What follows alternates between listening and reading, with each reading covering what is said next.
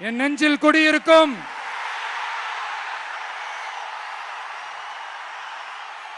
கொங்கு மண்டல தங்கங்களே, திருப்பூர் பகுதி மக்களே, உங்கள் அனைவருக்கும் என்னுடைய வணக்கம். டே ஆஃப்டர் டுமாரோ 16th அன்னைக்கு நம்மளுடைய தேர்தல் வாக்குறுதிகளை ஒரு புக்கா வெளியிடுறோம். அதுக்கு முன்னாடி இங்க சில பாயிண்ட்ஸை மட்டும் உங்களுக்கு படிச்சுட்டு போயிடுறேன். அதை மட்டும் கொஞ்சம் கவனமா கேளுங்க ப்ளீஸ். நெசவாளர்கள், சிறு குறு நடுத்தர தொழில்கள் மற்றும் விவசாயிகள் மற்றும் காவல்துறையினர் சம்பந்தமான நம்மளோட அஜெண்டா சிலதை உங்ககிட்ட நான் படிக்கிறேன். ஒன்று, நெசவாளர்களின் தயாரிப்புகளை நேரடியாக சர்வதேச சந்தைகளில் விற்பனை செய்வதற்காக அரசுக்கு சொந்தமான ஒரு உலகளாவிய இ காமர்ஸ் பிராண்ட் உருவாக்கப்படும். மேலும் முக்கிய நகரங்களில் வெற்றி தறி விற்பனை நிலையங்கள் ஷோரூம்ஸ் அமைக்கப்படும். இரண்டாவது, நிலையற்ற நூல் விலை மற்றும் மின்சார நெருக்கடி சுமையை பகிர்ந்து கொள்ள கைத்தறி மற்றும் விசைத்தறி வைத்திருக்கும் ஒவ்வொரு நெசவாளர் குடும்பத்திற்கும் ஆண்டுக்கு 30,000 ரூபாய் வங்கி மூலம் நேரடியாக நமது டிவிக்கு அரசு வழங்கும். மூணாவது, கைத்தறிகளுக்கான இலவச மின்சாரம் 500 யூனிட்டுகளாகவும் விசைத்தறிகளுக்கான இலவச மின்சாரம் 1500 யூனிட்டுகளாகவும் உயர்த்தப்படும். அடுத்தது, நெசவாளர்களின் உற்பத்தி செலவுகளை குறைப்பதற்காக அவர்கள் வழங்கும் நூல், சாயங்கள் மற்றும் ரசாயனங்களுக்கு நமது டிவிக்கு அரசால் 50% மானியம் வழங்கப்படும். அடுத்தது, நமது டிவிக்கு அரசில் அனைத்து நெசவாளர்களுக்கும் ரூபாய் 10 லட்சம் ஆயுள் காப்பீடு வழங்கப்படும். மேலும் நெசவாளர்களின் முதியோர் ஓய்வூதியம் மாதம் 3000 ரூபாயாக உயர்த்தப்படும்.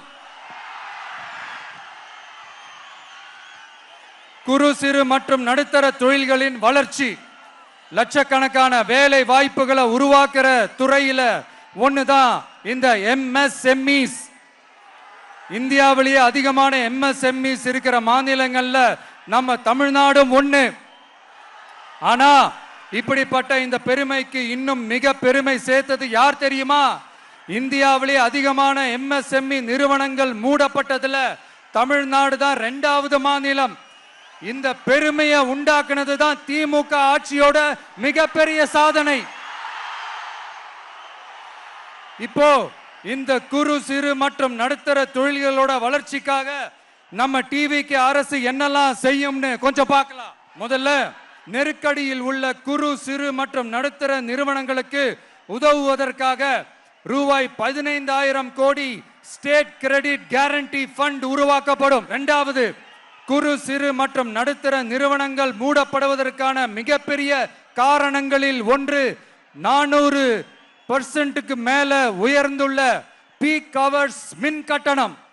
இது குறிப்பாக ஜவுளி துறையில் உள்ள குறு சிறு மற்றும் நடுத்தர நிறுவனங்களை பாதித்துள்ளது.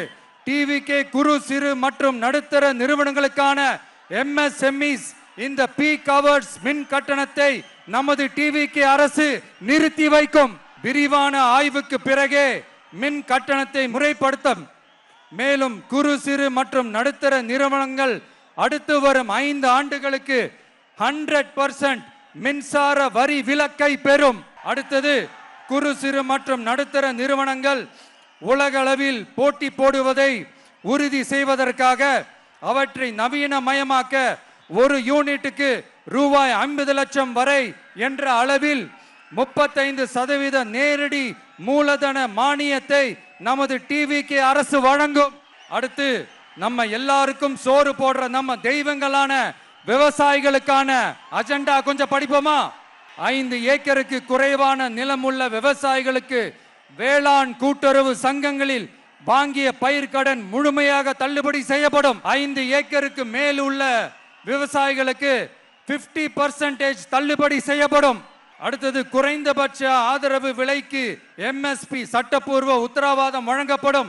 நெல்லுக்கு ஒரு குவிண்டாலுக்கு 3500 ரூபாயும், கரும்புக்கு டன் ஒன்றுக்கு 4500 ரூபாயும் வழங்கப்படும். உழவர்களின் தோழன் திட்டத்தின்படி குத்தகை விவசாயிகள் மற்றும் விவசாய தொழிலாளர்களுக்கு ஒரு குடும்பத்திற்கு ஆண்டுக்கு ரூபாய் 10,000 அவர்களின் நேரடி முதலீட்டு ஆதரவு தொகையாக வழங்கப்படும். 100% பயிர் காப்பீட்டு திட்டத்தின்படி பயிர் பாதுகாப்பு உறுதி செய்யப்படும். கடைசியாக நமது அரசு ஊழியர்களின் நலனுக்காக பழைய ஓய்வூதிய திட்டம் மீண்டும் வழங்குவது குறித்து நமது டிவிகே அரசு கனிவுடன் பரிசீலித்து மதிப்பீடு செய்யும். அடுத்தது 5 அல்லது அதற்கு மேற்பட்ட ஆண்டுகள் தொடர்ச்சியாக அரசு பணியை நிறைவு செய்துள்ள அனைத்து தற்காலிக ஆசிரியர்கள், செவிலியர்கள் மற்றும் எழுத்தர் பணியாளர்களை நமது டிவிகே அரசு பணி நிரந்தரம் செய்யும். 3வது, பதவி உயர்வுக்கு பணம் பெறும் கலாச்சாரத்தை நமது டிவிகே அரசு முடிவுக்கு கொண்டு வரும். அனைத்து அரசு ஊழியர்களின் இடமாற்றங்களும் வெளிப்படையான மற்றும் கால வரையறைக்கு உட்பட்ட முறையில் நடைமுறைப்படுத்தப்படும். 4வது, காவலர்களின் அடிப்படை மாத ஊதியத்தை 18,200 ரூபாயிலிருந்து 25,000 ரூபாயாக நமது டிவிகே அரசு உயர்த்தும். அதிக மன அழுத்தம் உள்ள பணிகளில் ஈடுபடும் காவலர்களுக்கு பணிப்படியாக மாதம் 1000 ரூபாய் கூடுதலாக வழங்கப்படும். காவலர் நலன் மற்றும் பணி நிபந்தனைகள் சட்டத்தை, அதாவது police welfare and working conditions act, நமது டிவிகே அரசு இயற்றும். அச்சட்டத்தின்படி காவலர்களின் பணி நேரங்கள் முறைப்படுத்தப்படும். அதிக பணி சுமை கொண்ட காவலர்களுக்கு வாரத்திற்கு ஒரு சுழற்சி முறை விடுமுறையை உறுதி செய்யப்படும். சலவைப்படியை, அதாவது வாஷிங் அலவன்ஸ் 500 ரூபாயிலிருந்து 1000 ரூபாயாக உயர்த்தப்படும். மேலும் மதுரை, கோயம்புத்தூர், திருச்சி, திருநெல்வேலி, சேலம் மற்றும் வேலூர் ஆகிய இடங்களில் காவலர் நல மருத்துவமனைகள் நமது டிவிகே அரசு நிறுவும். கடைசியாக பெண் காவல்துறை அதிகாரிகள் பாதுகாப்பு நெறிமுறை அல்லது பாதுகாப்பு பணிகளுக்கு பணியமர்த்தப்பட மாட்டார்கள்.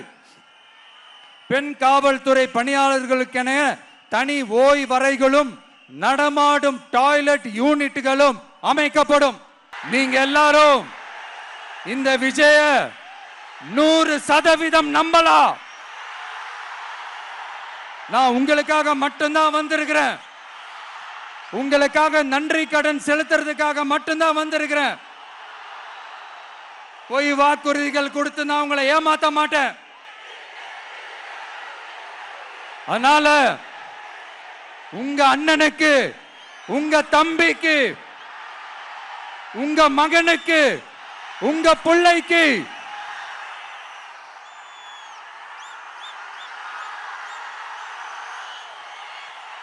ஒரே ஒரு வாய்ப்பு கொடுங்க. தயவு செஞ்சு விசில் சின்னத்துக்கு ஓட்டு போடுங்க. இது ஒரு விசில் புரட்சி தேர்தலா இருக்கணும். கான்பிடென்டா இருங்க. நல்லதே நடக்கும். வெற்றி நிச்சயம், வெற்றி நிச்சயம், வெற்றி நிச்சயம்.